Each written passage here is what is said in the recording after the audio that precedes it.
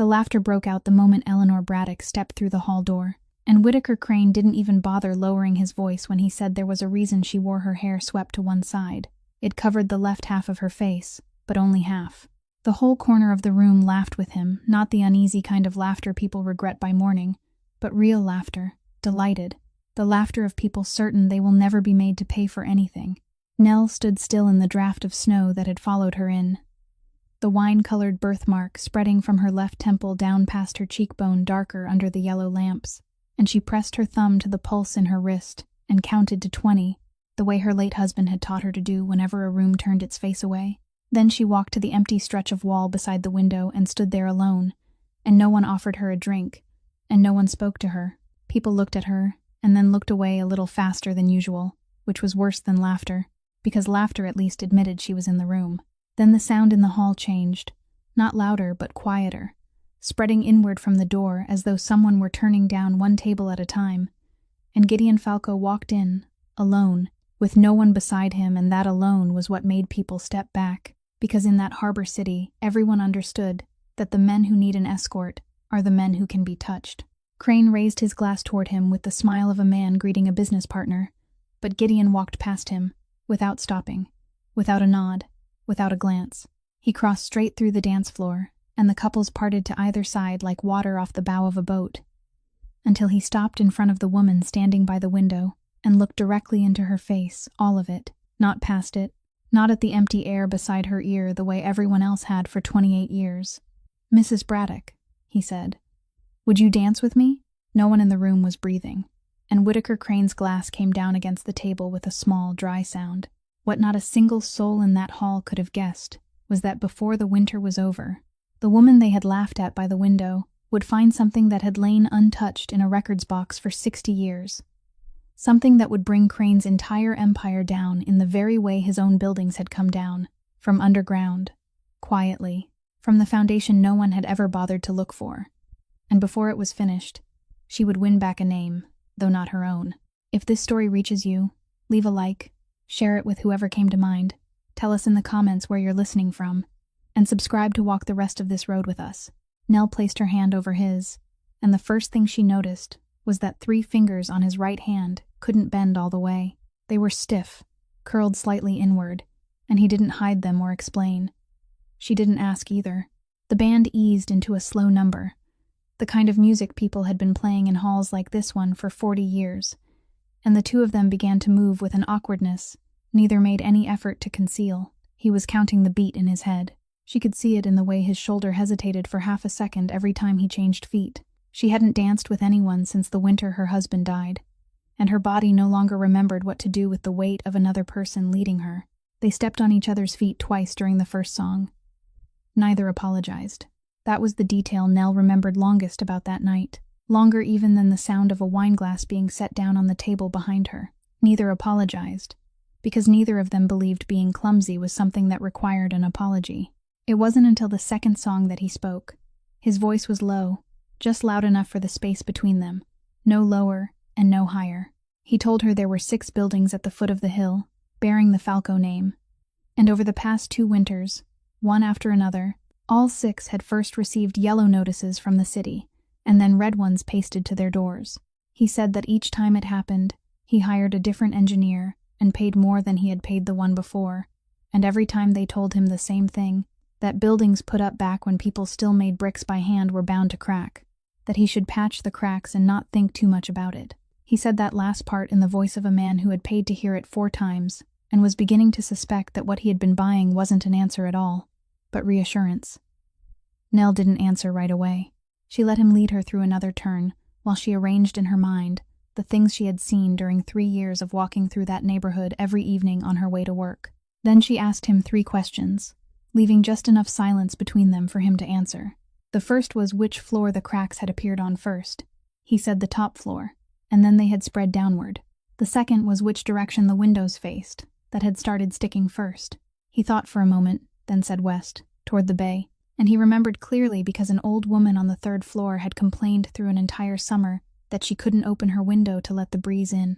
The third question was whether the basement was wetter or drier this year than it had been the year before.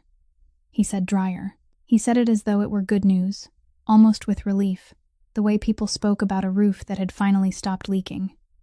Nell stopped. It wasn't a pause in the rhythm, and it wasn't a missed step. She stopped completely in the middle of the dance floor, both feet planted still, her hand still resting on his shoulder but no longer keeping time. A couple behind them had to slip to one side to go around. The band kept playing. Someone laughed in a corner of the room at something that had nothing to do with them. He looked at her. "What is it?" "I need you to say that again." Her voice had changed. It was no longer the voice of someone trying to appear ordinary in a room that didn't want her there. It was the voice of someone at work. "The basement is drier than it was last year." "That's right, completely dry. Every spring before this, water used to collect in the east corner." "Mr. Falco," she said, "when the basement of an old building suddenly dries out on its own. That isn't good news. It's the worst news you could possibly receive, and not one of the 4 people you paid told you that." He didn't ask why. He simply looked at her, and Nell realized that he wasn't looking at her birthmark, nor was he deliberately looking away from it. He was looking directly into her eyes the way someone looked at the face of a pressure gauge. The third song began, and the two of them went on dancing, but both had stopped counting the beat a long time ago.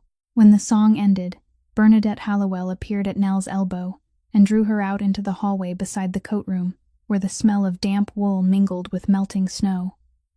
She wasn't pleased. Nell had lived in her house long enough to know every kind of silence the woman possessed, and this was the kind Bertie used when she saw a child standing too close to the water's edge. "You just danced with a man half this city owes money to, while the other half owes him favors," Bertie said. "Neither kind of debt comes with a due date. And people don't collect from you by knocking on the door." She said nothing more. She took her own coat, draped it over Nell's shoulders because Nell's was thinner, then walked straight out the front door. That night, Nell returned to her third-floor apartment, turned the faucet twice before the water finally agreed to run, and left the living room light off. She opened the bottom drawer of the kitchen cabinet, took out the brass plumb bob her husband had bought from a pawn shop on a street by the harbor for the price of lunch for the two of them, and set it in the middle of the table. One side of the brass had been worn smooth by her thumb. She sat down in the chair across from it. She didn't pick it up. She didn't polish it. She simply let it lie there beneath the light spilling in through the kitchen window. It remained there all night. It was still dark when Nell heard the knock at the door, and she knew it wasn't Bertie because Bertie knocked 3 times in quick succession and then let herself in, while this person knocked twice and waited. She opened the door and found Gideon Falco standing beneath the hallway light, half of whose bulbs had burned out, snow clinging to the shoulders of his wool coat. He didn't apologize for coming so early, and he didn't explain how he knew her address. "You said something to me last night," he said. "I couldn't sleep because of it." Nell looked at him for a moment, then took the flashlight from the top of the refrigerator and told him to follow her. The stairs leading down to the basement of the Ardmore were narrow and steep, the wooden steps creaking on the 4th and the 9th. And the smell below was one Nell had breathed in every week for 3 years, the smell of cold stone and old lime, except that this year something was missing from it, something she had noticed back in the fall and had told no one about. She went straight to the northeast corner, where a long crack ran through the concrete floor, and someone generations ago had sealed it with tar, then knelt and began scraping away the dried mud packed around a dark wooden post that protruded about a handspan above the ground. The mud flaked away in pieces like old paint. She handed him the flashlight, then pressed her thumbnail into the grain of the wood. The wood crumbled beneath her nail, dry and porous, falling into her palm as a pinch of pale brown powder like a cookie left forgotten in a tin. She opened her hand for him to see. He said nothing. He only reached out and touched the place where the wood had broken away, and the 3 stiff fingers on his right hand made the gesture so awkward that it was almost gentle. "This entire neighborhood isn't standing on soil," Nell said. "It's standing on wood. When they built here, the ground along the bay was still mud, so they drove oak pilings down until they reached the hard clay underneath, and only then did they build the brick structures above them. Tens of thousands of pilings, beneath every row of houses, beneath the entire street you just walked along to get here. The remarkable thing about wood is that if it stays completely submerged beneath the groundwater, it doesn't rot. Without air, there's nothing to consume it. It can lie down there for 300 years, soaked through and perfectly intact, and nobody has to think about it even once." She took the flashlight back and shone it toward the base of the piling, where the wood was dry and bleached like a piece of firewood left in the sun. But when the groundwater level drops below the tops of those pilings, the exposed sections meet the air, and from that moment on, they begin to rot. Not 100 years from now. 7 years and they're ruined. You have 6 buildings. And the fact that your basements are getting drier means the water has already fallen below the tops of the pilings underneath them. She stood and wiped her hands on the legs of her trousers. The cracking started on the top floors because the buildings are settling unevenly. Whichever section loses its pilings first, drops first. The west-facing windows are sticking because that whole side of the structure is leaning about 1% toward the bay. All 4 of your engineers stood on the 3rd floor and looked at cracks in the walls. Not one of those 4 went down into the basement. He didn't ask another question. He took the pinch of powdered wood from her palm into his own hand, closed his fist around it, then opened his hand and let it fall onto the concrete floor. After that, he said, "Show me where the water is going." So they went.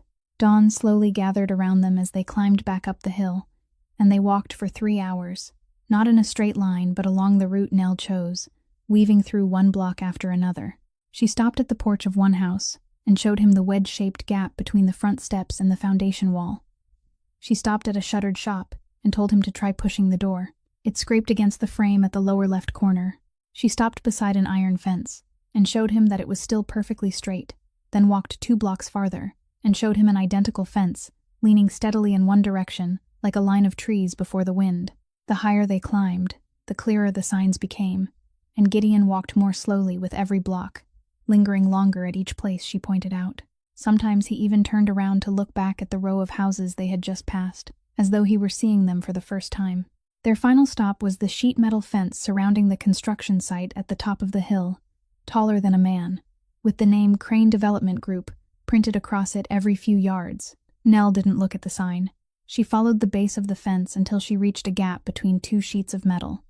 And there, far below in the deep excavation pit, 4 submersible pumps were running.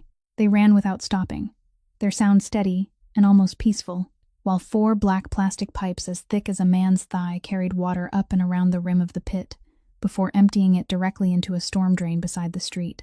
Nell picked up an empty plastic bottle lying near the fence, cut off the top with her key, went to the end of one of the pipes, held the bottle under the flow, and watched her wristwatch. She did it 3 times, using a different pipe each time, and every time she calculated something silently in her head. Then she stood, poured the water away, and told him the number she had worked out. Every day, this site was pulling roughly 3 million liters of water out of the ground. All the way back down the hill, Gideon Falco didn't say a single word. 3 days later, Dutch Malloy called the 3rd floor apartment and said Mr. Falco wanted to see her at the harbor office. And when Nell asked what time, he told her just to come, that Mr. Falco would be there all day. The office was on the ground floor of a red brick warehouse at the end of Pier 4, behind an iron door with no sign, and inside there was nothing like what Nell had imagined. There were no screens, no steel filing cabinets, no secretary. There was only an oak desk so large that it must have been built right there in the room, because there was no possible way anyone could have carried it through the door.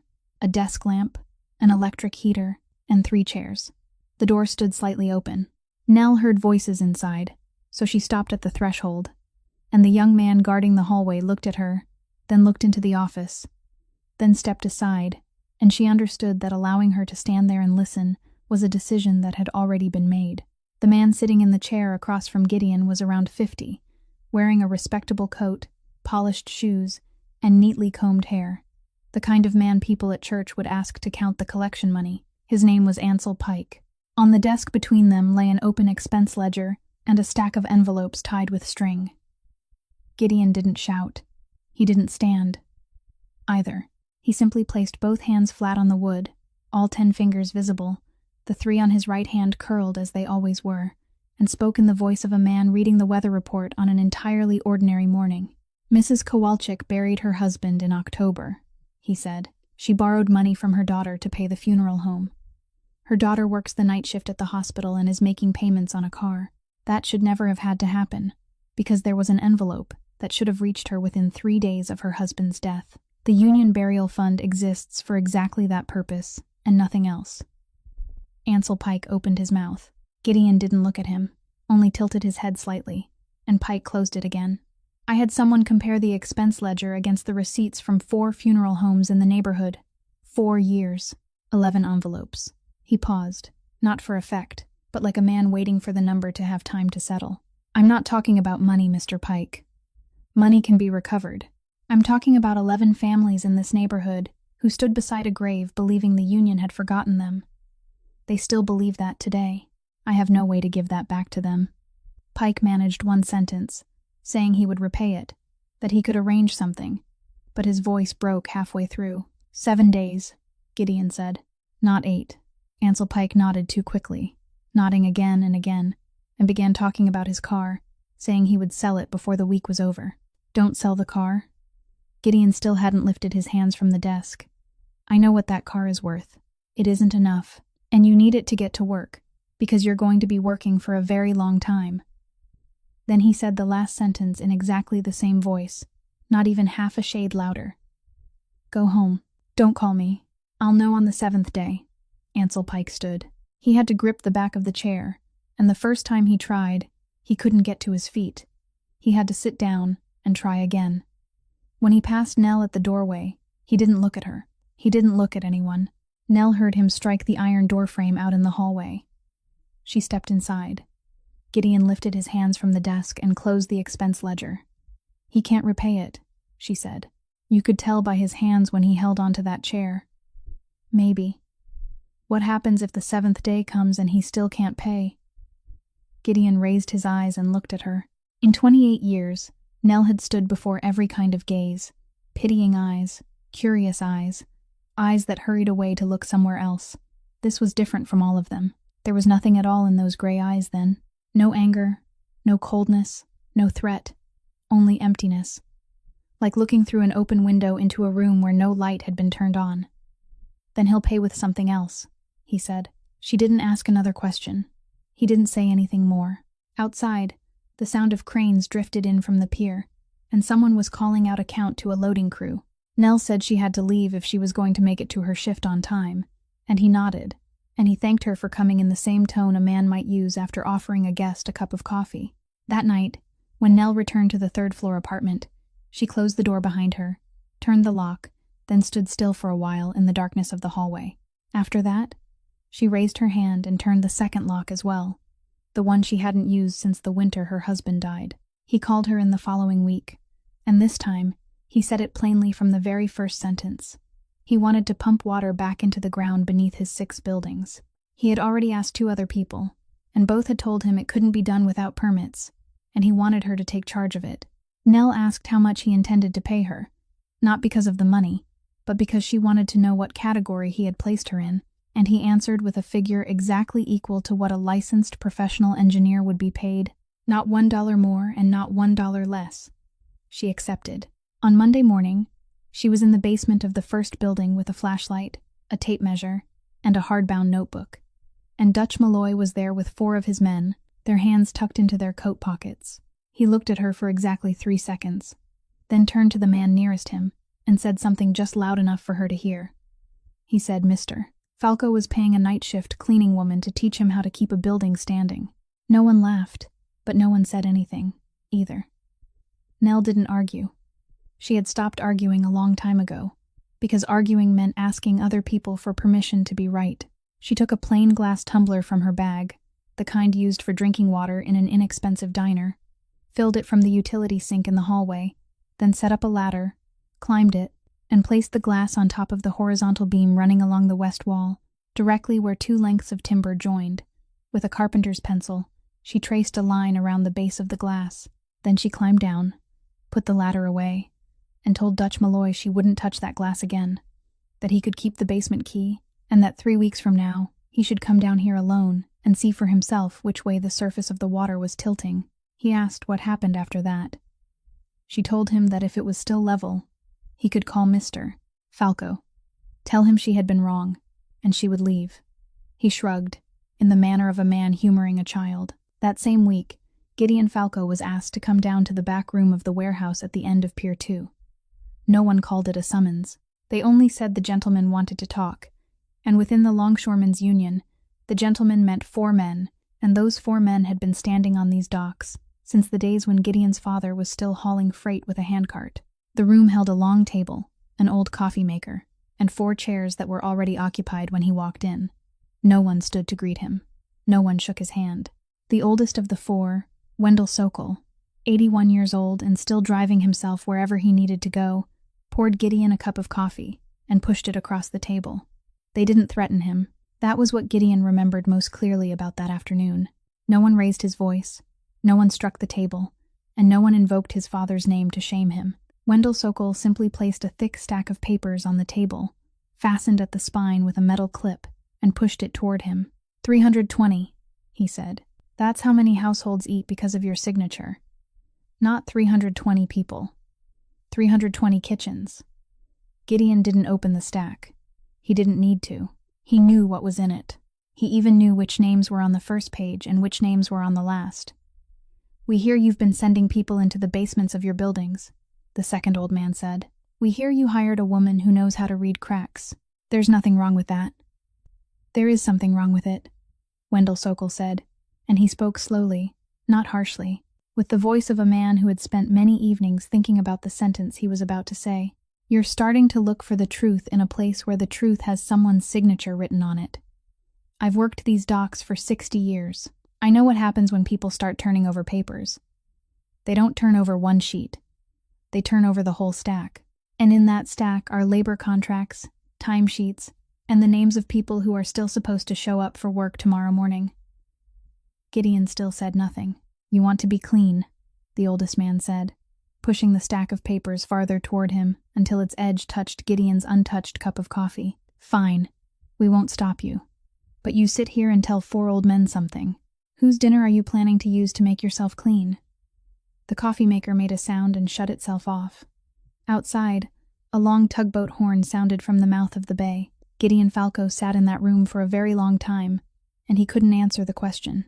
3 weeks later, Dutch Malloy went down into the basement alone, without telling anyone, and stood beneath the west beam, shining his flashlight up at the glass. The surface of the water had tilted, clearly sloping toward the wall, with the waterline on one side visibly higher than the pencil mark. He stood there for quite a while.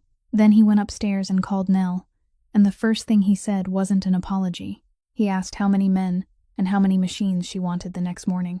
The work beneath the 6 buildings had been underway for half a month when Gideon said he wanted to take her to dinner, and Nell almost refused, not because she was uncomfortable, but because she had grown used to every invitation in her life having some purpose hidden behind it. He told her a meal was just a meal, nothing more, and she realized he meant it because he made no effort to make the sentence sound better than it was. The car stopped on a narrow street in the Italian neighborhood, between a barber shop that had already closed and a funeral supply store that was still lit.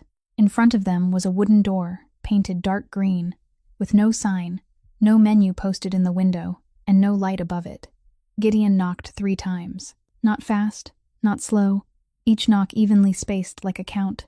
The door opened, and an old man of about 70 stood there in a white apron, and when he saw Gideon, he bowed his head, not deeply, just a slight inclination of the body that Nell had never seen one person make to another in real life. Inside there were 7 tables. 6 were empty. No one brought them menus.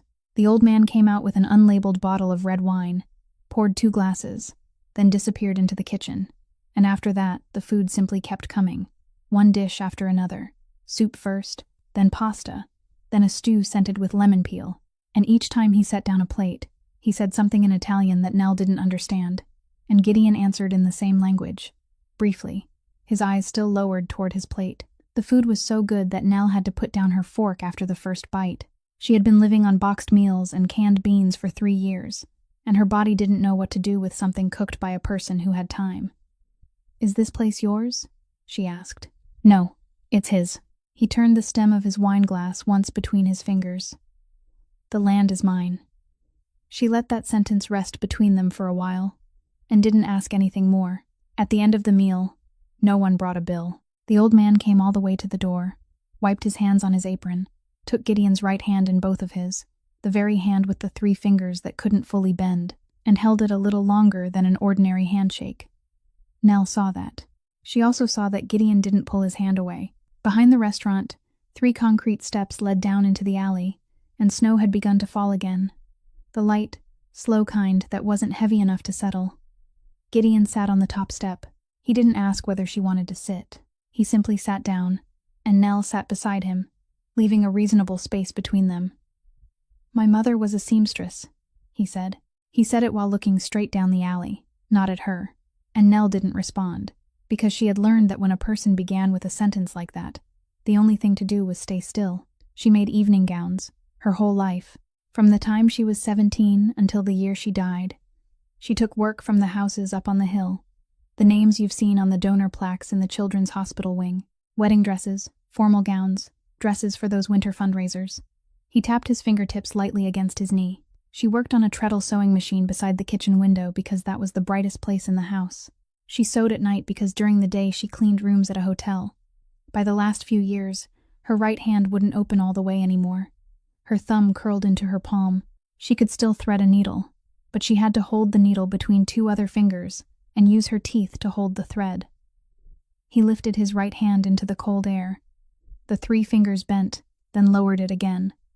"Mine happened differently," he said. "It has nothing to do with that." Snow fell onto the steps and melted the instant it touched the concrete. I still remember how she delivered those dresses. She wrapped them in tissue paper, tied them with string, and carried them in both arms like she was holding a baby. She walked up the hill because bus fare was milk money. When she got there, she wasn't allowed through the front door. She had to go around to the side entrance. Once, she stood outside that hall for almost an hour because they were having a meeting inside, and no one came down to receive the delivery.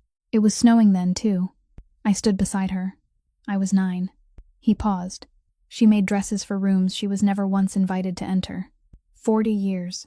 Her dresses went inside and danced all night, while she stood outside the side door waiting for someone to sign for the package, then walked home. Nell looked down at her hands resting on her knees. "That night, I arrived late," Gideon said. "I was standing beneath the awning, under that old light, about to go inside. Then I heard the laughter." He turned and looked at her. For the first time since they had sat down, I knew that sound. I had heard it exactly once before, in that same place, when I was 9 years old and standing outside the side door beside my mother. People were laughing inside, and my mother was still holding that tissue-wrapped package and saying nothing, because she couldn't really hear what they were saying anyway, but I could. He looked back down the alley. For 40 years she stood outside that door. That night, I walked inside, and I thought that if there was one thing in my life I could do, without needing any of the things I have now, it was walk across that room. He stood up and brushed the snow from the shoulders of his coat. "That's all?" you asked, so I answered. On the last Sunday of the month, the Ardmore neighborhood held its communal rooftop dinner.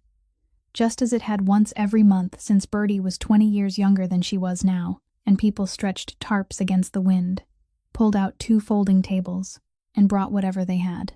Hank Gorski brought down a tray of cold cuts and bread from the deli. The Trapani brothers carried in a pot of stewed beans so large it took both of them to lift it, and Bertie made an apple pie from a recipe she claimed had belonged to her mother, though everyone knew she had read it off the side of a flower box.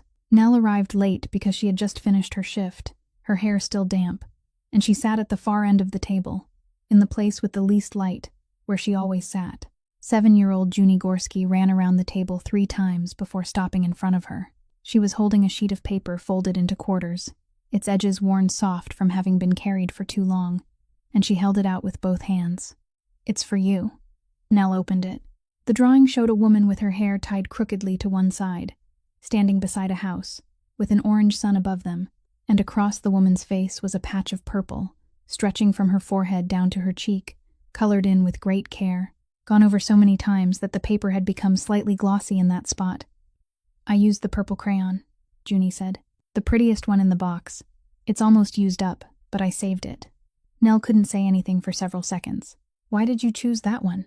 "Because that's the part I like best."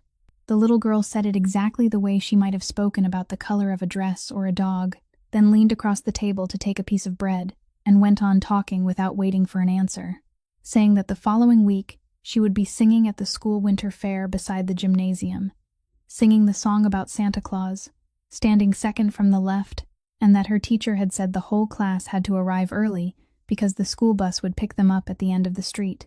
She told Nell not to forget to come watch. Then she ran off because Hank had just lifted the lid from the pot of beans. Nell folded the drawing very carefully along its old creases and slipped it into the pocket of her coat.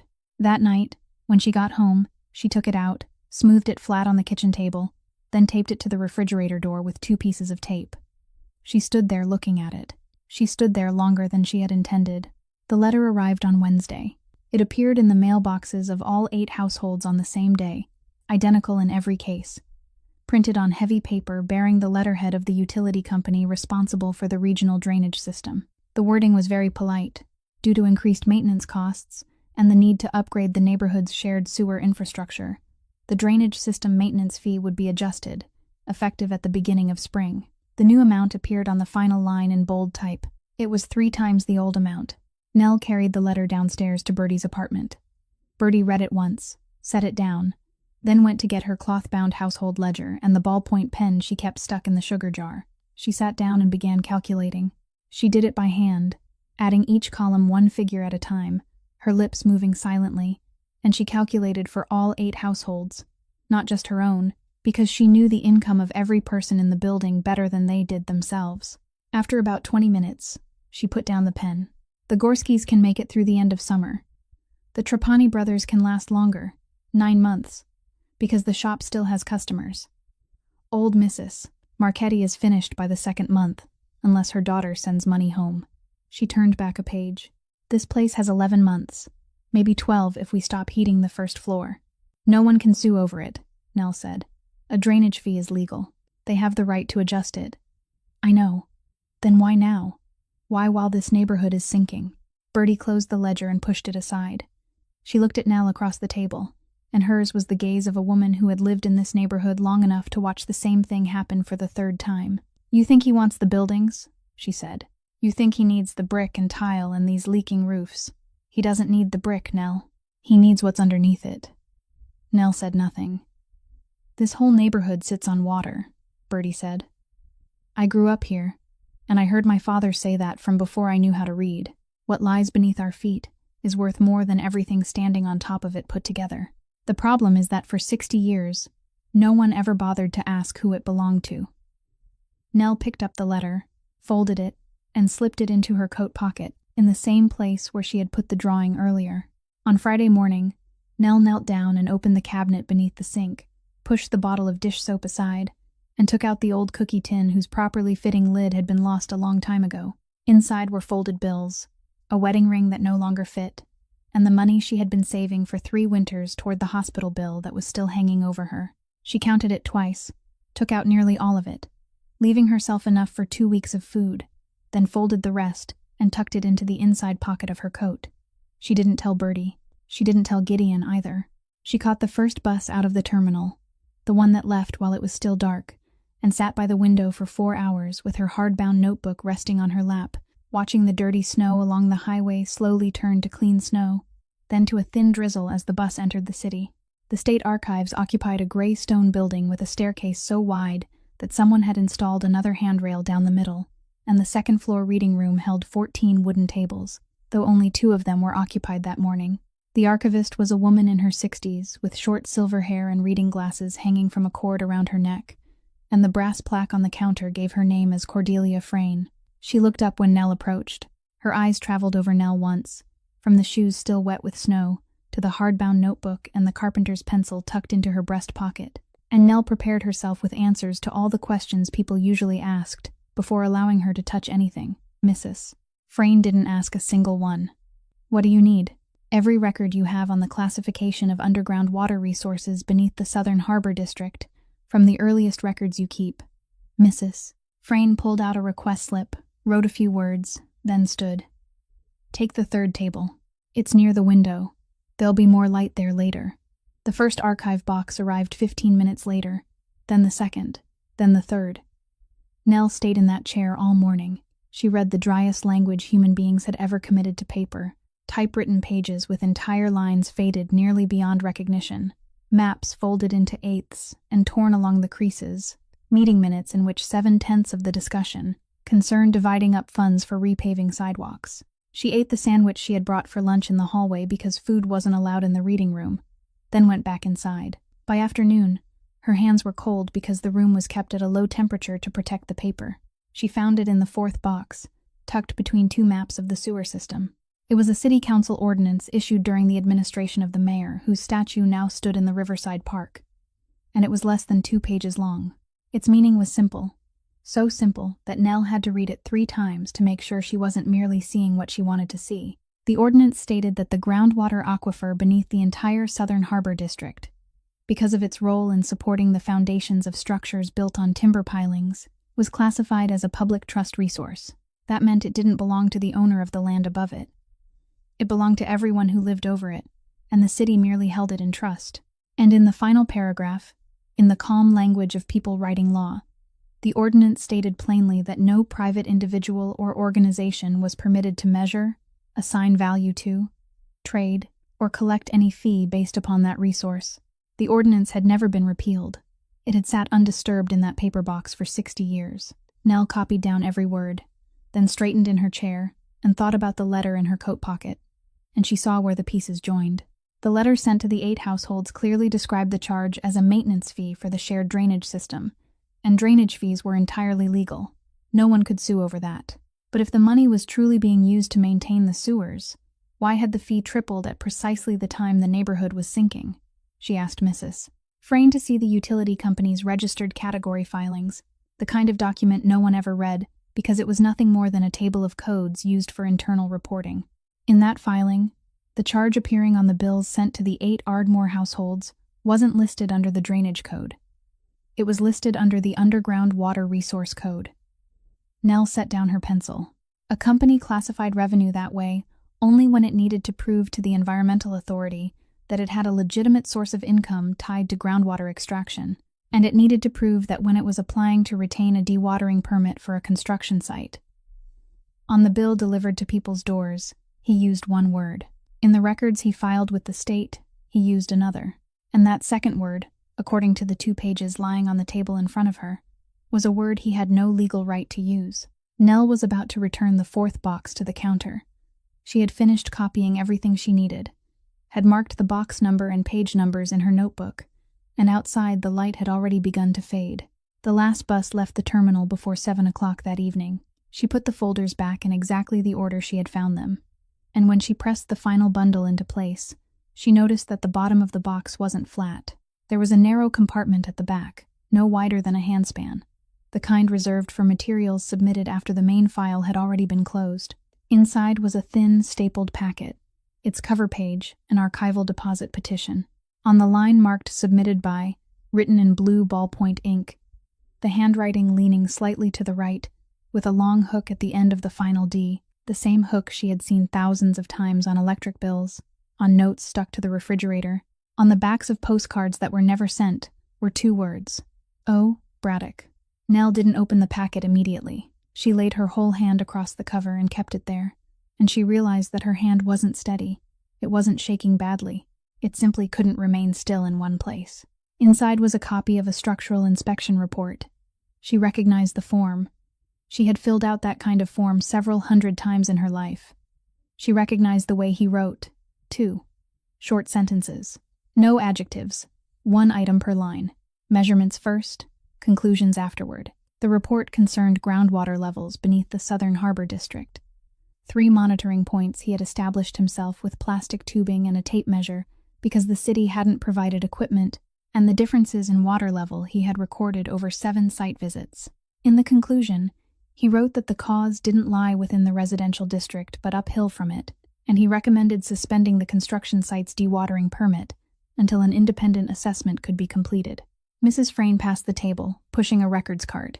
She stopped. "Did you find what you needed?" "This." Nell didn't look up. "Why is this here?" "This is a report submitted to the City Department of Buildings. It should be in the department's files. The original is at the department." "Yes." "Mrs." Frayne rested one hand on the edge of the cart. "This is a copy. It was submitted with an archival deposit petition, which means someone asked for it to be stored in the state archives rather than the city archives. Can anyone do that? Anyone can. Almost no one does, because you have to come here yourself, pay the fee yourself, and know that the provision even exists." She looked at the packet on the table. "This place has one thing the others don't. Once a record has been accepted into the state archives, no agency can remove it, not even the agency that created it.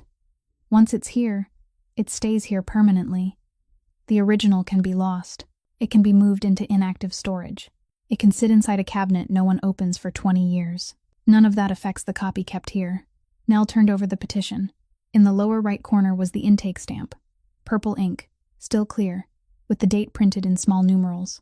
Miss Braddock, Mrs. Frayne said, and her voice didn't change. It remained the voice of someone explaining an administrative rule. I've worked here a very long time. People don't spend their own money to deposit a copy in the state archives unless they're afraid the original is going to disappear.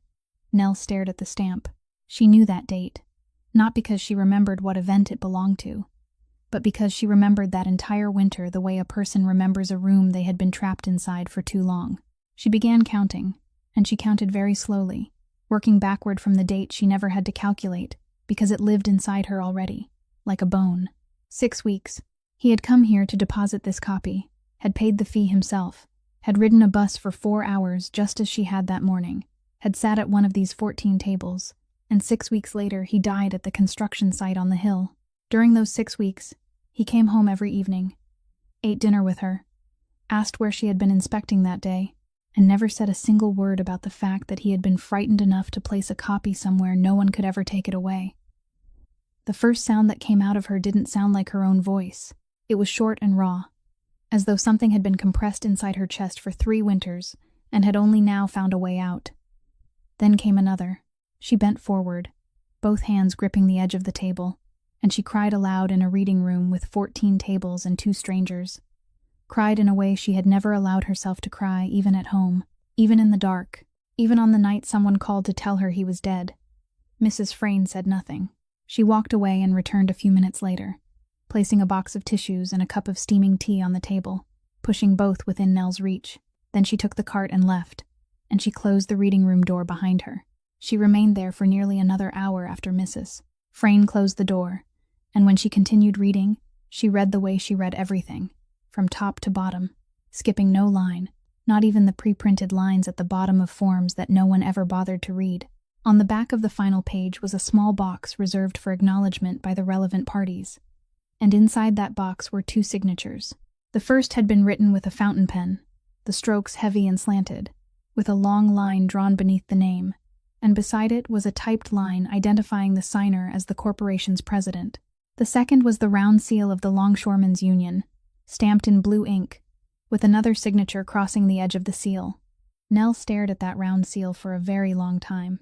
Then she turned the pages back and found the field notes she had skimmed over earlier, because they were outside the printed form, handwritten lines he had added only for himself. He wrote that after submitting the report to the department and receiving no response for 10 days, he had gone personally to the union office at the end of Pier 4. He wrote that he had presented his measurements concerning the east retaining wall of the excavation, that the shoring specifications were inadequate for that type of soil at that depth during the spring thaw, and that he had recommended the union remove its 40 workers from the construction site until a new assessment could be made.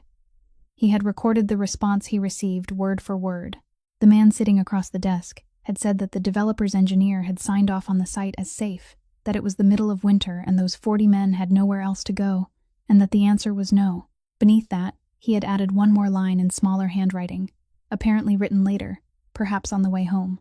I told him my wife does this work too, and she reads walls better than I do. He still said no. Nell closed the packet.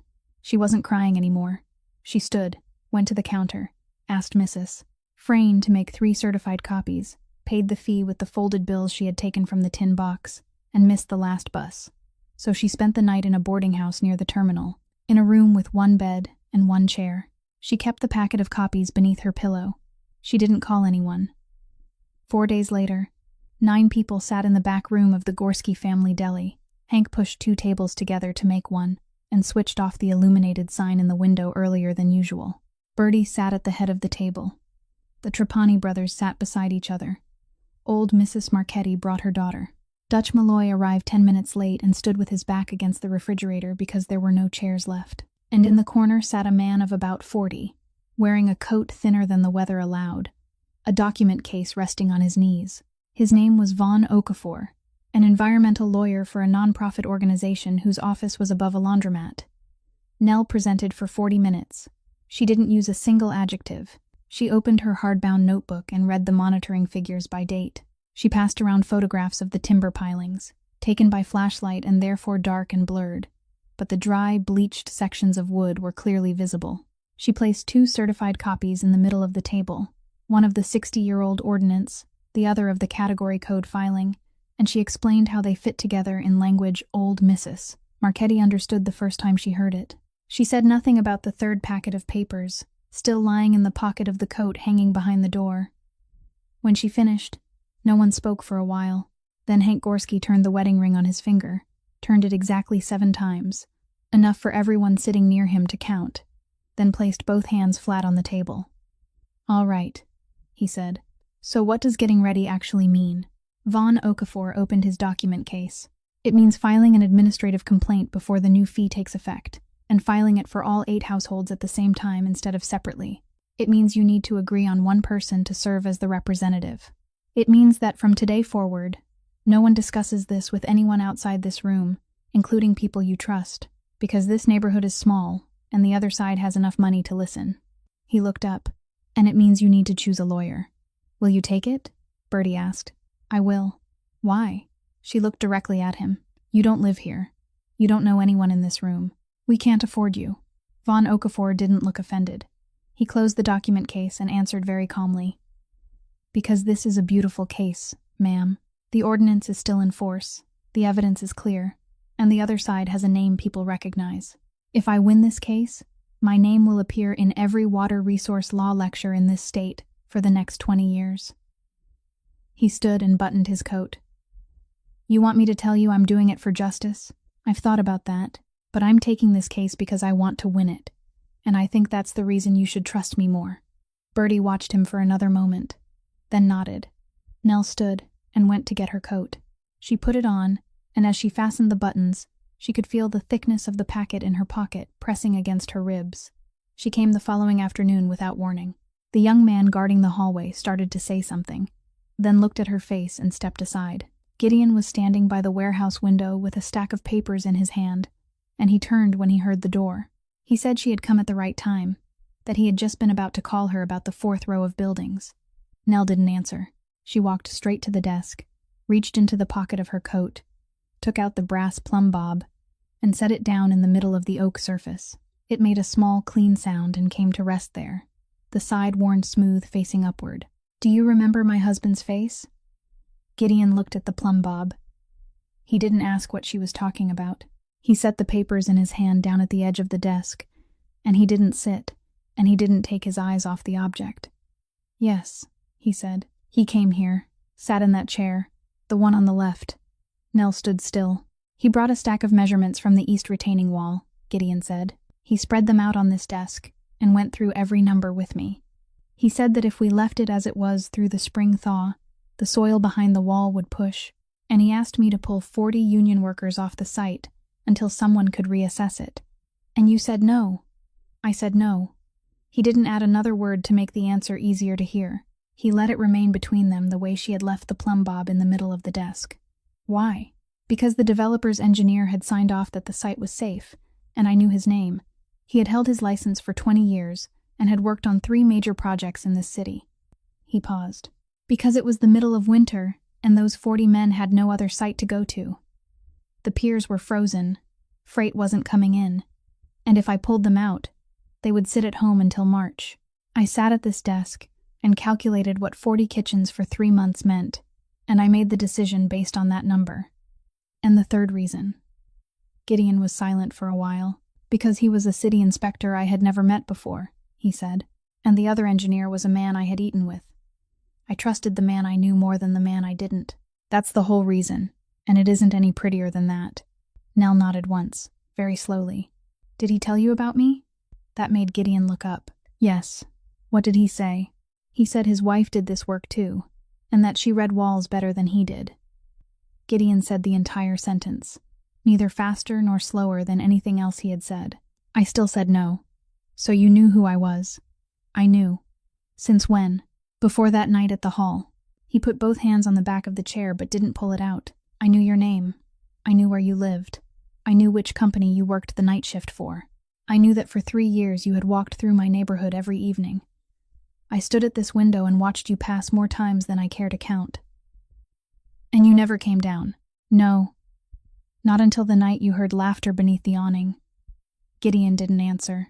Nell looked around the room, at the desk too large to fit through the door, the electric heater, the 3 chairs. She looked at the chair on the left. "Do you know what the worst part is?" she said, and her voice didn't rise, didn't tremble. It stayed level in the way a voice does when someone has spent 4 days arranging a sentence in her mind. "It isn't that you said no. People told my husband no throughout his entire career, and he still came home for dinner and went back to work the next morning. We were used to that." She pointed to the plumb bob. "The worst part is that you knew. You knew before you crossed that room. You stood in front of me and asked me to dance. And while I was trying to understand whether I should trust what was happening, you already knew exactly who I was and which chair you had been sitting in." She paused. "You let me go looking. You let me sit on a bus for 4 hours and open one box after another and discover it by myself in a room with 14 tables. I didn't know you would find it. You didn't tell me, either." "No. Were you ever going to?" He didn't answer that question, and the silence was the answer, and both of them knew it. "An entire hall laughed in my face," Nell said. "I stood there and took it. I've taken it for 3 years. I've taken it for 28 years. But I would rather have someone laugh directly in my face than have someone pity me in secret and go around behind my back, trying to repay a debt I didn't even know was being paid." Gideon Falco stood there and said, "Nothing," and he didn't apologize. And Nell realized that if he apologized now, she might actually feel better. She fastened the buttons of her coat again. "That," she said, looking at the plumb bob on the desk. "My husband bought it at a pawn shop on a harbor street with the money that should have paid for lunch for the 2 of us. I kept it for 3 winters. You keep it for me." Then she turned and walked out, and she didn't slam the door. She closed it very gently, and the sound of the latch falling into place was the only sound in that room for a long while after she was gone. 3 weeks passed, and neither of them called the other. The work beneath the 6 buildings continued, because Dutch Malloy still called her every Monday morning with a progress report, and Nell still went down to the sites, still kept her notes, still took measurements, and both sides were careful not to mention any name that didn't need to be mentioned. She worked the night shift, slept fitfully during the day, and by the 2nd week she began to notice the car. It was a dark 4-door sedan parked at the end of Ardmore Street, across the road, about 4 houses down from her building. It was there when she left home at 9 o'clock at night, and it was still there when she returned before dawn. The lights were off. The engine wasn't running. She passed it twice in 1 week, and both times she couldn't see anyone sitting inside, but the thin layer of snow on the windshield had always just been cleared away. She didn't tell Bertie because Bertie would go to the police, and Nell wasn't sure that wouldn't make everything worse. She didn't tell Hank because the deli opened at 6 o'clock in the morning, and he had a 7-year-old daughter. She didn't tell Vaughn Okafor because he would put it into the case file, and once something went into the file, it became something the other side could pull out and use, so she kept it to herself. She began taking the long way home through the alley behind the Trapani brothers' place. She stopped sleeping with the window cracked open. On 3 nights, she sat in the kitchen with the lights off until morning, one hand resting on the table in the exact place where a brass object had lain for 3 winters, and now no longer did. Around the same time, in the back room of the warehouse at the end of Pier 4, Gideon Falco placed a thin packet of papers on the oak desk and pushed it toward the man who had sat at his right hand for 11 years. Inside the packet were 3 things: a list of documents only 4 people in the union were authorized to handle, a record matching each document to the time it had been removed from the cabinet, and a log of calls made from a telephone at the shoe repair shop on Vine Street to a corporate switchboard up on the hill. Tobias Lund looked at the packet. He didn't touch it. "You're not going to ask me if it was me," he said. "I don't need to ask." Tobias nodded. He sat with his back straight, both hands resting on his thighs, and he made no attempt to talk around it. "My brother was one of those 40 men that day," he said. "He didn't die. Everybody knows that. What nobody knows is that now he can't get himself out of bed, and every month a hospital bill as thick as a finger gets mailed to my mother's house. I applied to the Union Assistance Fund 3 times. 3 times they sent it back." He looked up. "You know what reason they put in the denial?" "Operator error. The accident report says operator error. and the fund doesn't pay for operator error. 3 typed words, and that was the end of it. Gideon said nothing. I came to you, Tobias said. Twice. You told me you would look into it. Then winter came. Then something else happened. Then you were busy with your 6 buildings, and with the woman who knows how to read cracks. He didn't say it bitterly. He said it as though he were reading back a list. The people on the other side sent me one message. They said they would pay every medical bill, all at once, no further conditions, and in return, they wanted to know what documents existed inside the union. I sat in my mother's kitchen for 3 nights. On the 4th night, I took the deal. You know where that leads. I know. Tobias stood. If you want me to say I regret it, I can't. If it were your brother lying there, you would have done the same thing. Gideon looked at him for a very long time. Then he said, in the same level voice he had used with the man who had stolen from the funeral fund, You've been with me for 11 years. Be gone before morning. Don't make me say it twice. Tobias Lund took his coat from the hook and walked out. He didn't look back. 3 days later, a payment was transferred directly to the hospital, clearing the entire outstanding balance of a patient named Lund, and the person who authorized the payment left no message with it. Nell learned about it on Monday morning when Dutch Malloy mentioned it in the middle of his progress report, the way someone mentions something everyone already knows. She asked him to repeat it. Dutch told her. Then he told her something else, in the same tone, that for the past 3 weeks Mr.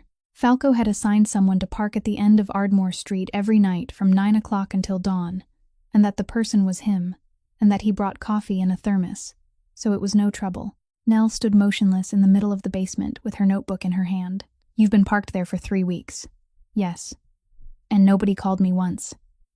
Dutch Malloy looked at her, then looked down, and he couldn't answer that. Nell closed the notebook. She didn't feel relieved.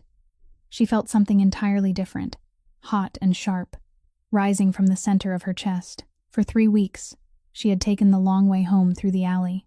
For 3 nights, she had sat in her kitchen with the lights off.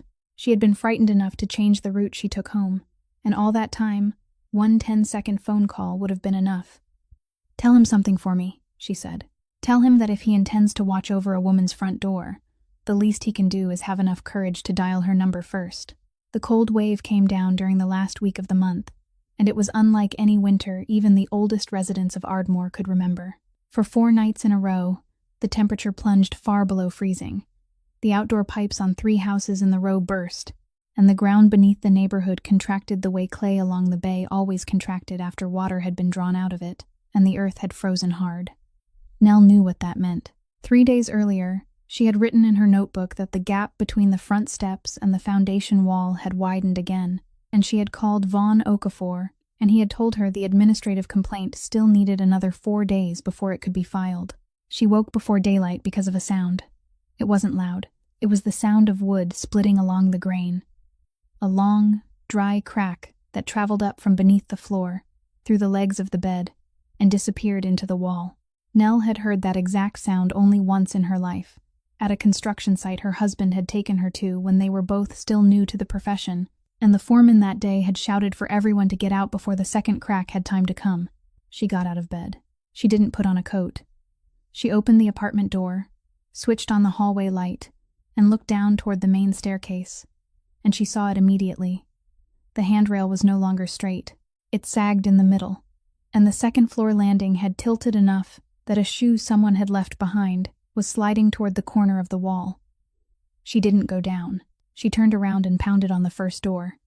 Mrs. Marchetti, get out, right now. She pounded on the second door, then the third. She didn't explain. She shouted the same 3 words at every door. Get out now, and moved on to the next. Lights came on along the hallway. Someone stumbled. Bertie appeared at the top of the stairs on the floor below, a robe thrown over her nightgown, a flashlight in her hand. The main staircase is failing, Nell shouted down. Nobody use the main stairs, east fire escape. Use the door at the end of the hall. That door's been locked since fall. Do you have the key? I do. Open it now. Nell ran along the 3rd-floor hallway. She pounded on doors. Mr. Pruitt, Mrs. Ferraro, the Doyle brothers at the far end of the row. She got each person out of the apartment, pushed them toward the east end, and counted. She counted people. Not apartments, because an apartment could be empty, but a person never could. At the 7th person, She stopped dead in the middle of the hallway. "Where are the children?" No one answered. Something sounded inside the wall on the west side, a long, drawn-out groan. "Bertie," Nell shouted down the stairwell, and her voice broke in the middle of the word. "Where are the children? The Gorski girl, the kids on the second floor." "The winter fair," Bertie shouted back, as loudly as her lungs would allow. "They all left this afternoon. The school bus. They're at the gymnasium. Their parents are there too. None of them are home, Nell. Not one of them." Nell stood still for exactly one breath.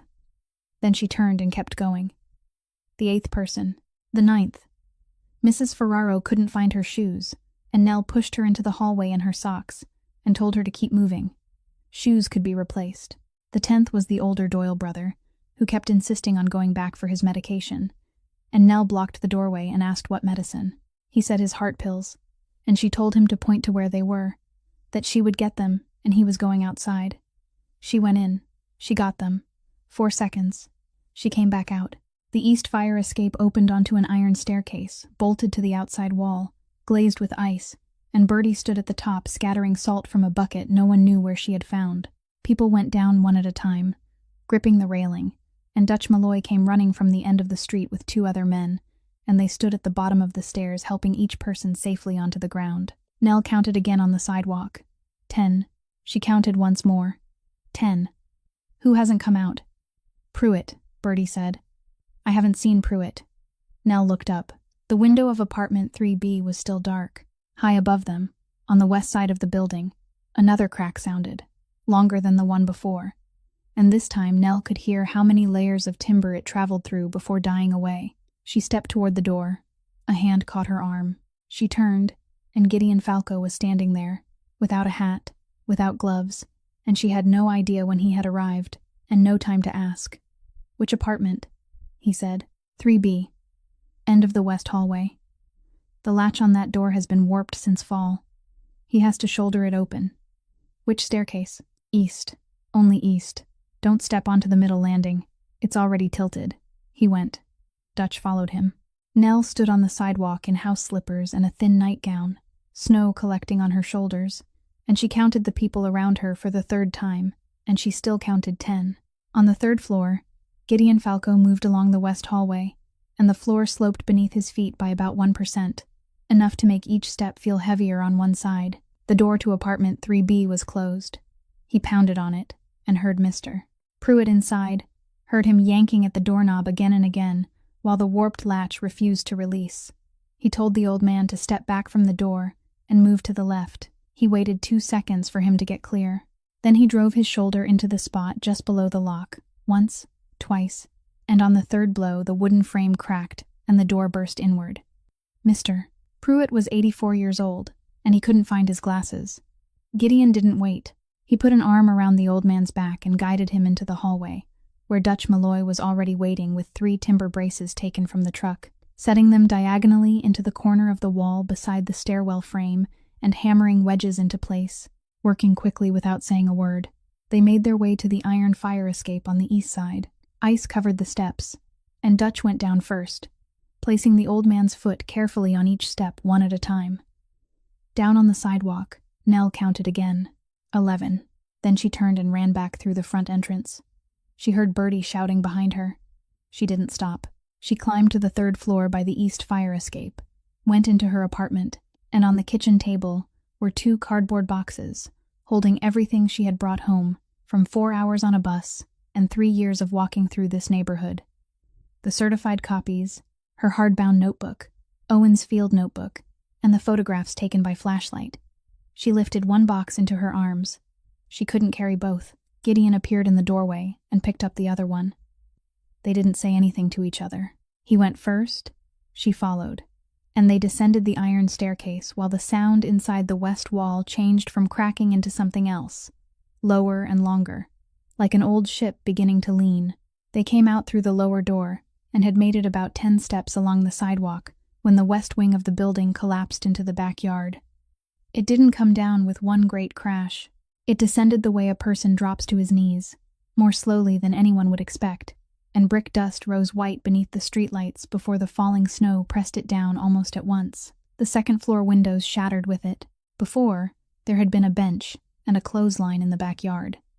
Afterward, there was neither. Nell stood on the sidewalk, clutching the cardboard box against her chest. She was breathing hard, and she didn't feel the cold even though she was still wearing only her nightgown.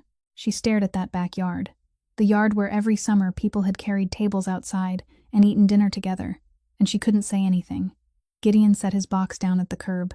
Then he stood beside her, and his right hand, the one with the 3 fingers that couldn't fully bend, touched the back of the hand she had wrapped around the cardboard box. He didn't take hold of her. He simply left his hand there. Nell didn't pull away. They stood like that for about 10 seconds without either of them saying a word. Then Dutch called from the end of the street, and they stepped apart. No one was hurt. That was the first thing Von Okafor asked when he called at 6 o'clock that morning, and it was the first thing Nell told him. The 11 residents were inside the elementary school gymnasium, where folding chairs had been set out and blankets brought in, and when the children returned from the winter fair, they were taken straight to the Trapani brothers' house to sleep, and not one of them saw the backyard. The next morning, each of those 11 people found a brown envelope on the table beside the place where they had slept. There was no recipient's name, no sender's name, no note. Inside was cash, a thick amount, enough to rent a decent place to live for 3 months, and every envelope contained exactly the same amount, including Mrs. Marchetti's, though she had the lowest income, and the Doyle brothers, though the 2 of them shared one apartment. Bertie picked up her envelope between 2 fingers as though it were something still damp. She didn't open it. She looked across the rows of folding chairs at Nell. "You know who did this?" "I know. Are you going to ask where the money came from?" Nell looked down at the envelope in Bertie's hand. Then she looked toward the far end of the room, where Mrs. Marchetti sat on a folding chair with both hands resting on her knees, her own envelope still unopened, and where Mr. Pruitt, who still hadn't found his glasses, sat staring into empty space. She remained silent for a very long time. Bertie gave one slow nod, slipped the envelope into the pocket of her robe, and went to get Mrs. Ferraro a cup of coffee. Von Okafor filed the complaint on Thursday, and word traveled through the entire neighborhood within a day, and by Saturday Whitaker Crane was waiting for Nell in the supermarket parking lot on Hope Street. He stood there alone, without a car, and without anyone accompanying him, his hands tucked into the pockets of his wool coat, and he waited until she had pushed her cart out into the open before walking over. It was broad daylight. People were coming and going, and Nell understood that he had chosen this place for exactly that reason. "Mrs. Braddock." He smiled, and the smile was genuine enough to be unsettling. "I won't keep you long." Nell continued loading groceries into the trunk of Dutch's car, which she had borrowed. "I've read your complaint," Crane said. "Your lawyer is better than I expected, so I'll be direct. The fee stays exactly where it is now. No increase, no adjustment for the next 3 years, and I'll put that in writing and have it notarized. In return, the complaint is withdrawn. You went around our lawyer to tell me that in a parking lot. I went to the person who can make the decision." He shrugged. "The other 8 households will follow you. You know that as well as I do." Nell closed the trunk. "What about the groundwater?" "The groundwater is a matter for specialists. It's a matter for 40,000 timber pilings, Mr. Crane." Crane looked at her for a moment, and his expression changed. Not into hostility, but into something closer to reassessment. Then he said, still in that same familiar tone, "I know you're carrying a hospital debt. I'm not saying that to threaten you. I'm saying it because I've seen this happen many times. 18 months of litigation is perfectly normal, and during those 18 months, interest keeps accumulating, and the person whose name leads the complaint is usually the first one to get tired. A widow carrying that much debt doesn't have much room for mistakes." "You're right," Nell said. "I don't." "Then you understand me. I understand you." She looked directly into his eyes and held his gaze, without hostility and without looking away. "You should understand one thing, too. Everything changes, Mr. Crane, even things that have been sitting underground for 60 years without anyone touching them." He didn't answer.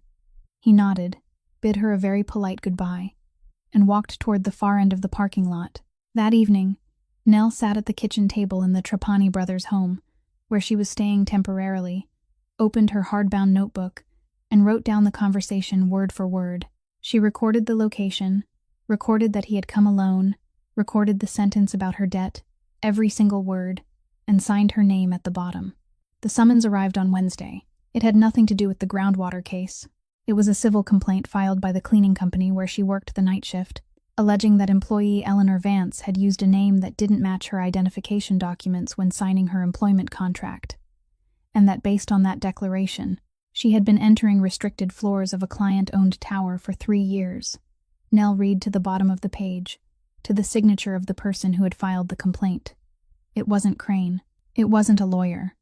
Marguerite Odell, night shift manager, the 61-year-old woman who still pushed the chemical cart herself when they were short-staffed, the woman who had advanced Nell part of her wages 3 times without asking why. Once during the first winter after Owen died, Nell went looking for her the following evening. The staff break room was in the tower basement, with 4 plastic chairs, a Formica table, a microwave, and a bulletin board covered with shift schedules. Marguerite Odell sat there with her lunch container still unopened. She looked up when Nell walked in, and she didn't seem surprised, and she didn't stand. Nell pulled out a chair and sat across from her. The 2 women sat there for a long time without either of them speaking. The microwave clicked, then went silent. "Our subcontract expires next month," Marguerite Odell said. She looked down at her lunch container. 42 people. 31 of them don't have any qualifications and are too old to start over. Yolanda on crew 3 is raising 2 grandchildren. Bento is waiting for eye surgery, and he can't go back to work until after it's done, and his insurance is tied to the contract. Nell said nothing. "They called me upstairs. They didn't threaten me. Nobody threatened anybody." She turned the lunch container halfway around on the table.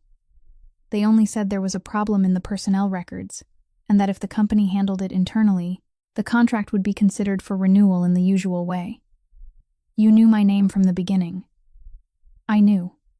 She looked up, and her eyes were bloodshot, but she wasn't crying, and her voice was very calm. "I signed your paperwork. I knew Vance was your maiden name and Braddock was your married name. I left it alone because I could see you needed the job.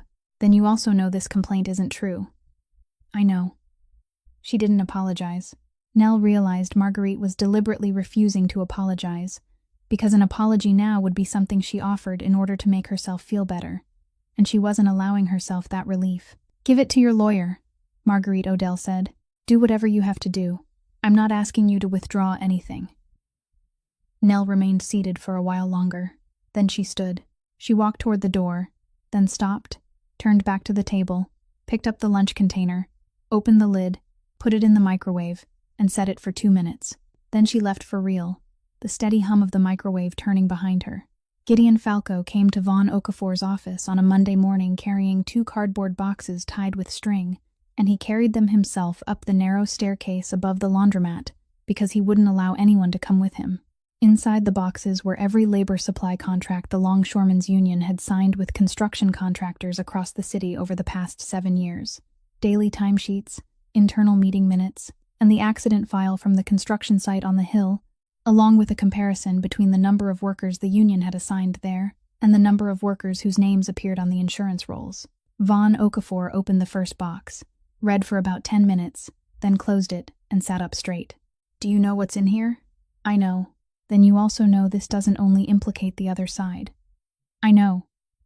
The lawyer took off his glasses and set them on the desk. "I'm going to be straight with you because I don't want the courtroom to be the first place you hear this. If I submit these records, you become a cooperating witness, and they won't pursue criminal charges against you, but the Labor Commission will open a case. You'll lose your license to operate the union, not a suspension. You'll lose it permanently, and you won't be able to apply for it again. All authority to sign labor contracts will transfer to the board. For how long? Permanently." Gideon looked out the window, where he could see one corner of the laundromat's sheet metal roof and a strip of gray sky. "File it," he said. "Do you want more time to think?" "I've been thinking for 3 weeks." Vaughn Okafor picked up his pen, then stopped. "Does Mrs. Braddock know about this?" "No." He stood and buttoned his coat. "And you don't tell her?" That afternoon he went down to the back room of the warehouse at the end of Pier 2. The 4 old men were already sitting there, at the same long table, beside the same old coffee maker, and the stack of papers fastened with the metal clip still lay in the middle of the table, in exactly the same place where it had lain that afternoon, when he hadn't been able to answer their question. Wendell Sokol poured him a cup of coffee and pushed it across the table. "You filed it," he said. "It wasn't a question." This morning. You know what you're losing? I do. The second man brought his palm down lightly on the table. Not hard, just enough to make a sound. You didn't ask us once. If I had asked, you would have said no. That's right, Wendell Sokol said. We would have said no. Gideon didn't touch the coffee. He pulled the stack of papers toward himself, opened it this time, turned to the first page, then the last, and left it lying open on the table. That afternoon, you asked me whose dinner I intended to use to make myself clean, he said. I sat in this exact chair and couldn't answer. For the past 3 weeks, I've thought about it every night, and now I have an answer. No one interrupted him. People out there think I'm rich because I have money. I'm not rich because of money. Anyone can have money, and anyone can lose it in a single season. I'm rich because there are 320 kitchens in this city that stay lit because of one signature from me. He placed one finger on the stack of papers. You gave me this list to remind me that I owe those people. I haven't forgotten, but you also need to hear the rest of what that means. He tapped his fingertip lightly against the open page. 3 winters ago, a man sat at my desk and told me that 40 people on this list were standing in an unsafe place. I signed anyway. I signed because I was afraid of losing 40 kitchens for 3 months, and I traded 40 kitchens for 3 months for one man who never came home again, and for the brother of a man who sat at my right hand for 11 years, a brother who now spends his life in bed. His voice didn't rise. That signature is exactly what makes me rich, gentlemen, and that is exactly why I'm not allowed to sign carelessly one more time. The coffee maker made a sound and shut itself off. Wendell Sokol, 81 years old, looked at him across the table for a very long time. Then he reached out, pulled the stack of papers back toward himself, closed it, and slipped it into the pocket of the coat hanging behind his chair. Authority transfers Friday, he said. I'll draw up the papers. Gideon stood. One more thing, Wendell Sokol said. The Lund boy. Starting next month, the fund will cover him. The board voted this morning, 4-0. Gideon stopped at the door, gave one nod, and walked out into the cold. And he told no one that those hospital bills had already been paid in full 3 weeks earlier. The defendant's response arrived at the end of the month, thicker than the complaint itself, and Von Okafor called everyone to the office above the laundromat so they could read it together.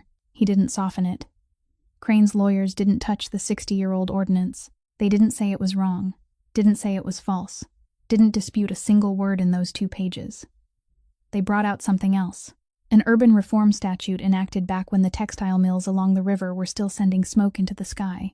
A document more than 200 pages long that restructured the entire framework for classifying resources within the city, and their argument came down to a single sentence. The new framework replaced the old one, and every classification created before it, unless it had been formally reaffirmed during the transition period, automatically expired. Was our ordinance reaffirmed? Bertie asked. I checked. No. Von Okafor set the papers down. Not because anyone deliberately left it out. The transition period lasted only 18 months, and there were thousands of documents like this sitting in ward archives, and people only reaffirmed the ones that were already being disputed.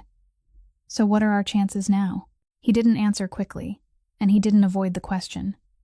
A little better than 50%. Not comfortable. No one in the room said anything. Hank Gorski turned his wedding ring.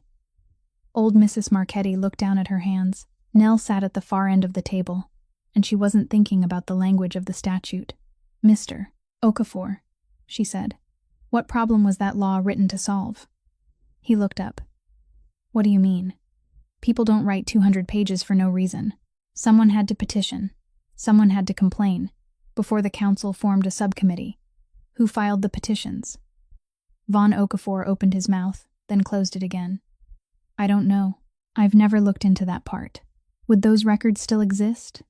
Yes, in the state legislative archives. Nell closed her notebook. Then I'll go. This time she was gone for 2 days. Cordelia Frayne recognized her the moment she entered the reading room and didn't ask what she needed a second time. She only asked which year. The petition list was in the pre-legislative files. 27 petitions bound together in a single volume. Nell read every one. 22 came from textile mills and dye works along the river, complaining that the city was allowing facilities upstream to discharge water in ways that damaged the supply feeding their boilers. 3 were from factory owners' associations. 2 were from textile unions. Not one came from a real estate company.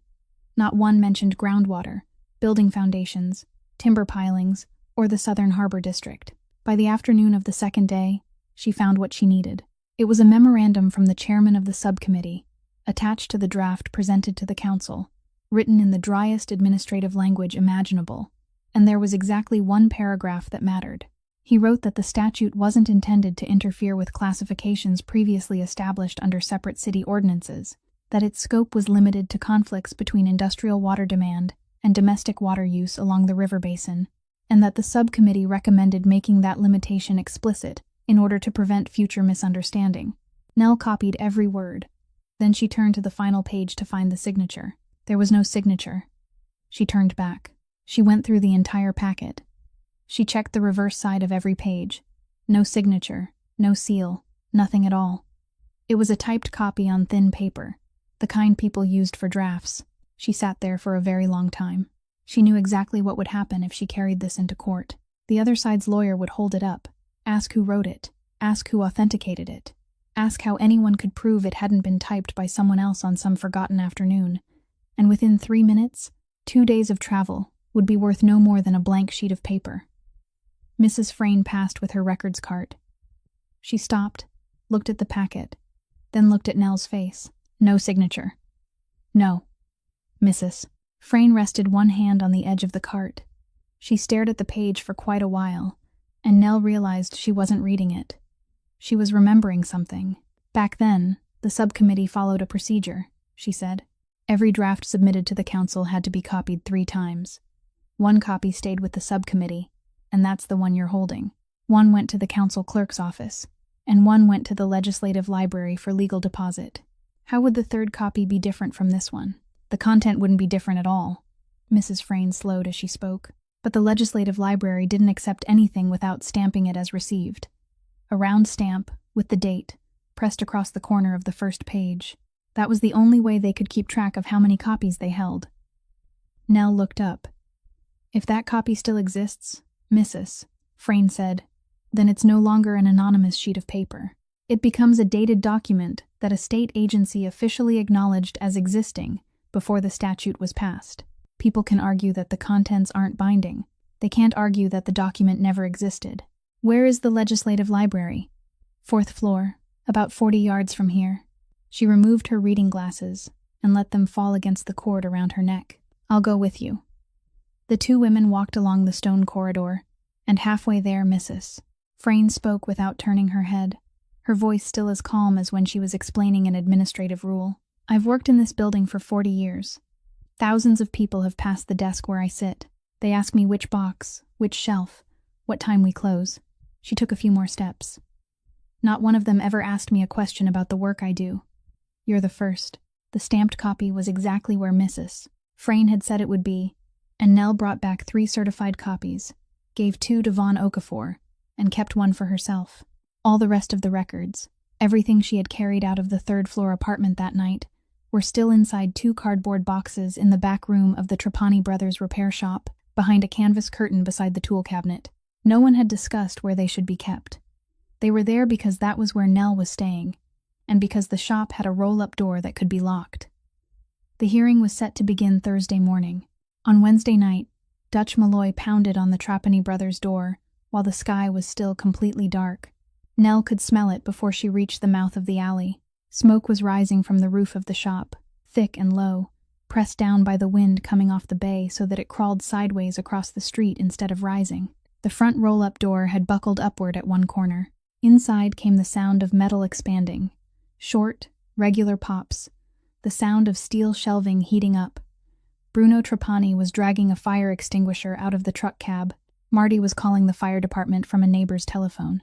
3 neighbors stood at the curb, and none of them knew what to do. Nell took off her coat. Don't. Dutch caught her arm. Wait for the trucks. They'll take 15 minutes. There's no fire in the back room. Only smoke. The fire is in the paint area up front. You're sure? I know this shop. The paint area is on the right. The records are on the left, behind the canvas, and there's a brick wall between them. She had already plunged her coat into the rain barrel beside the wall, and was wringing it out. 15 minutes and the smoke will destroy every piece of paper in there. Dutch looked at her for 1 second, then took off his own coat and plunged it into the barrel. They went in through the side door. Inside it was dark and hot, and the smoke was so thick the flashlight beam reached only about an arm's length. Nell stayed low, her left hand following the brick wall, counting her steps. She knew the tool cabinet was 11 steps from the side door, because she had passed it every day for 3 weeks. On the 9th step, her hand struck the edge of the cabinet. She turned at a right angle, reached out, and touched cardboard. She dragged out the first box and pushed it toward Dutch. He took it in both arms and carried it back outside. She went back for the second box. She found it. She pulled. The bottom had soaked through from some pipe that had burst overhead, and it tore open the moment she lifted it, spilling everything inside across the concrete floor in the darkness.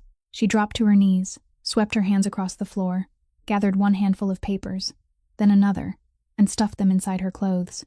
The smoke thickened fast. Something collapsed in the paint area. Dutch came back in, grabbed her arm, and pulled her out. The fire trucks arrived 7 minutes later. No one was seriously hurt.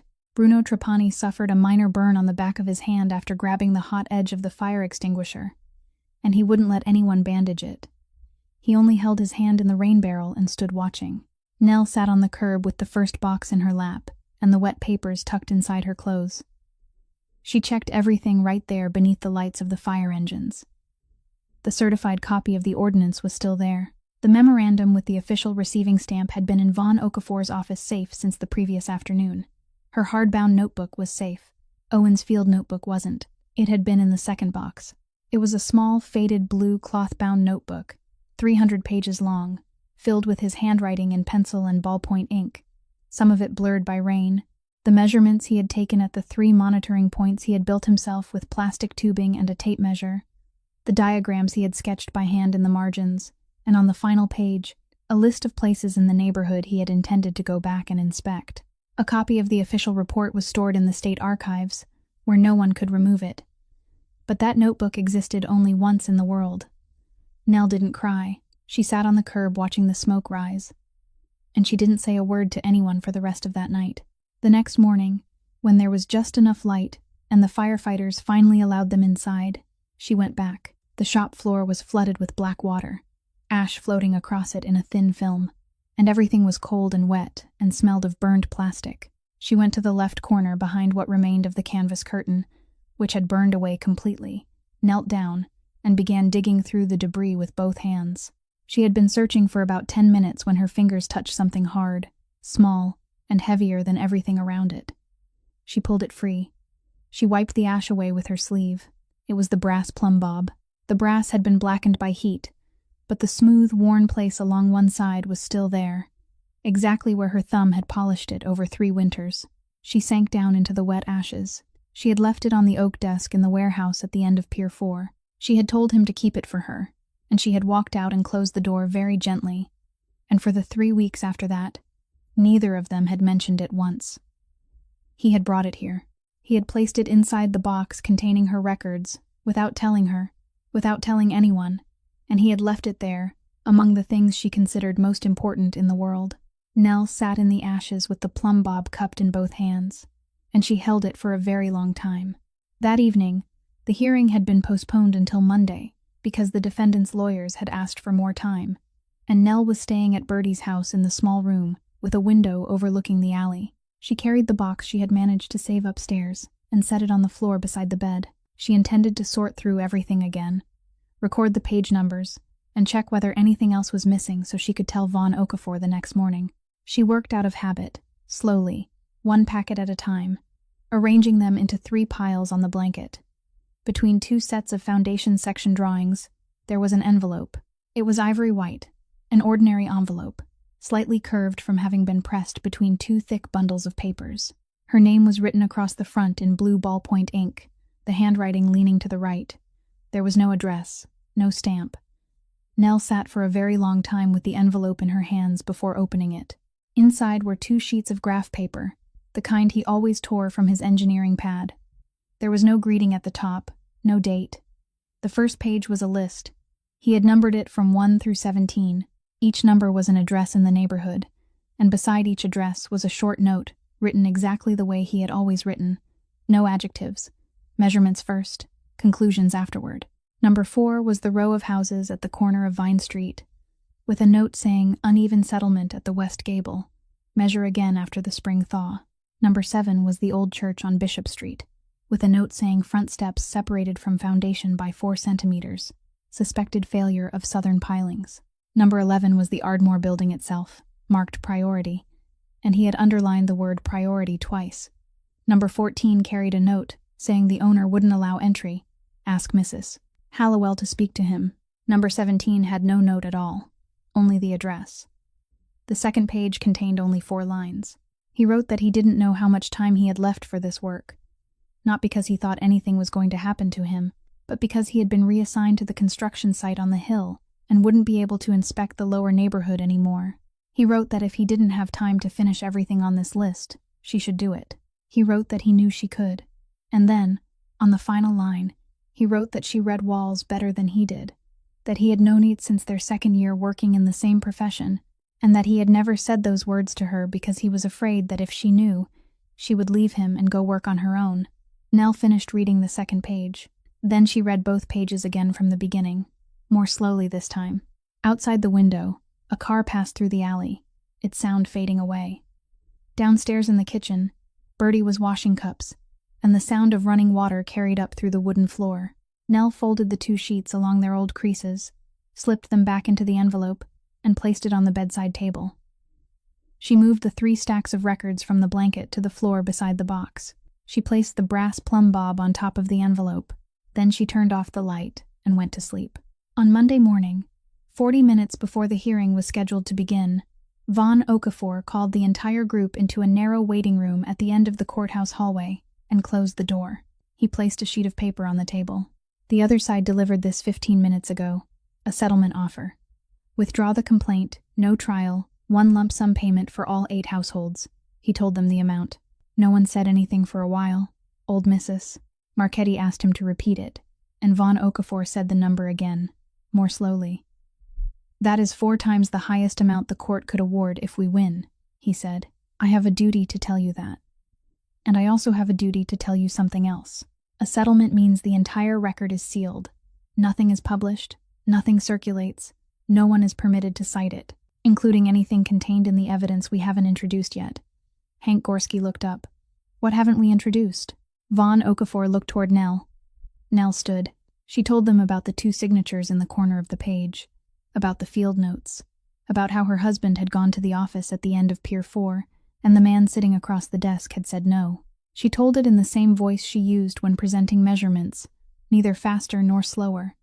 Then she told them the rest, the part none of the 8 people in that room had ever heard. My husband's accident file says operator error. 3 words.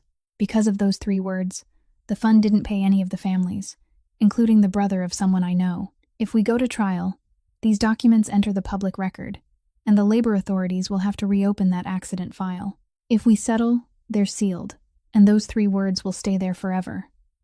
She placed both hands on the back of the chair. I know what I'm asking. I know exactly what it is worth to every person in this room. The Trapani brothers looked at each other. Marty said quietly, The shop is gone, Nell. Insurance covers part of it. We're thinking about selling the land. I know. Mrs. Marchetti's daughter said her mother could no longer manage stairs, and they needed to move somewhere with an elevator. Mrs. Ferraro said she had nothing to add, that she was 80 years old and only wanted somewhere stable to live before the weather turned warm.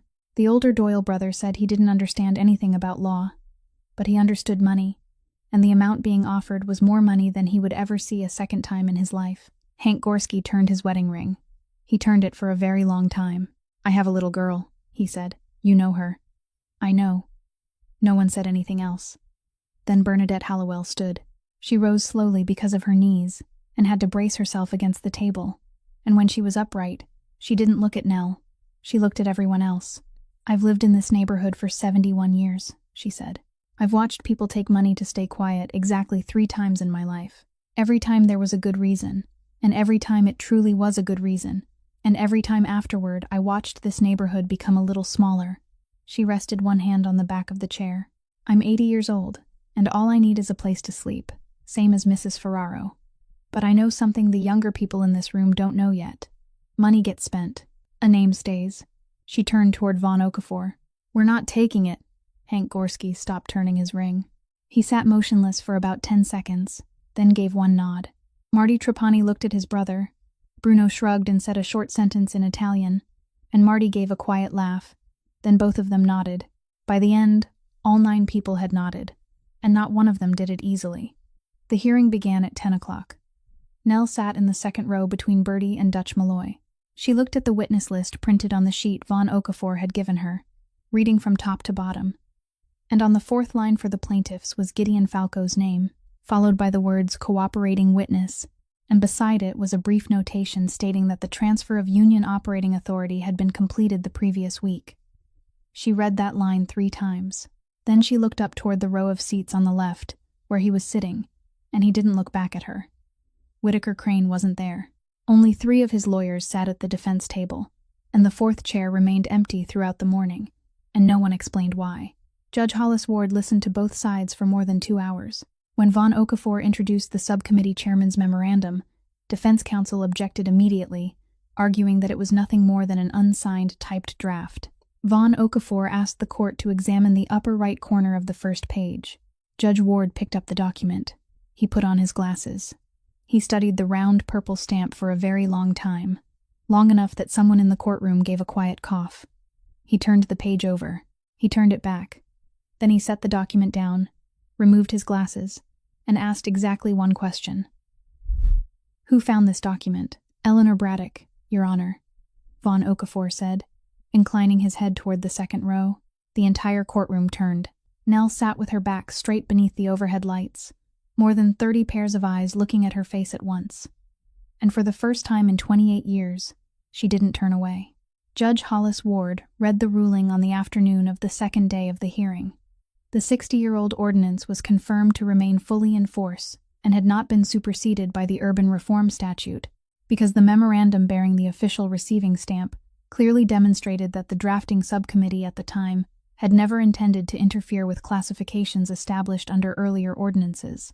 The entire fee imposed on the underground water resource was declared invalid, not only the increase but also the amounts that had already been collected. The dewatering permit for the construction site on the hill was suspended immediately pending an independent assessment. And in the final section of the ruling, the judge noted that the documents in the case record provided sufficient grounds for the Labor Authority to reconsider the findings of the workplace accident investigation at that site, and he recommended that all relevant evidence be forwarded to the appropriate agency. Out in the hallway, 80-year-old Ruth Ferraro had to sit down on a stone bench because her legs were trembling. "Old Mrs." Marchetti cried. Hank Gorski shook Von Okafor's hand with both of his and couldn't manage a single word. Whitaker Crane wasn't there to hear the ruling, just as he hadn't been present during either day of the hearing, and the empty 4th chair at the defense table was something the people in that courtroom remembered longer than the amount of money involved. 4 months later, an envelope from the State Labor Authority arrived at Nell's new address. Inside was a revised, stamped, 3-page investigative finding. Under the section marked Cause, the old 3 words were gone.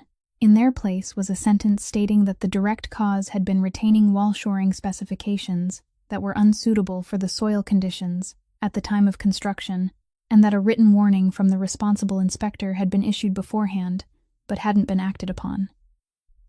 Nell stood beside the mailbox outside her house and read all 3 pages right there.